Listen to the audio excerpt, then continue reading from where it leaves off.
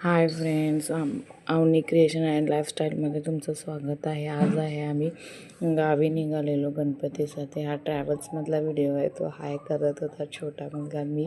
आणि आम्हाला रस्त्याला येताना गणपती म्हणजे ढोल ताशे वाजवत गणपतीचं आगमन चाललेलं होतं.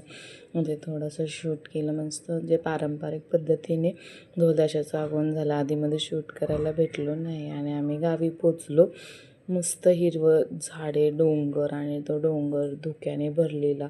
असं वाटत होतं साक्षात ढगच उतरलेत खाली, असं झालं. एवढं भारी वाटत होतं ना सकाळचं वातावरण. आणि ते खूप मस्त, म्हणजे जो गाडीतला थकवा होता तो पूर्ण निघालो आणि घरी आलो.